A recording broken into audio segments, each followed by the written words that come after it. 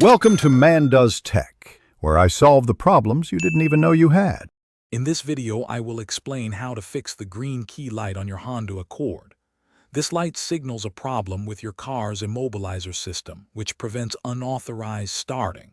First, let's check the basics. Make sure your car battery has sufficient charge, as low voltage can trigger this warning. Also, confirm your key fob battery is not dead. A weak signal can cause issues. If the basic checks don't resolve the issue, we can try a simple key reprogramming. Insert your key into the ignition and turn it to the on position, but do not start the engine. Wait for the green key light to turn off, then remove the key. Repeat this exact process 2 more times for a total of 3 cycles. This often helps the car recognize the key. Sometimes the problem lies with the key itself. If you have a spare key, try using it to start your Honda Accord.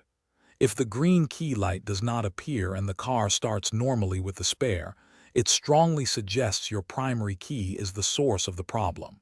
In this case, you might need to have your original key inspected, repaired, or replaced by a professional.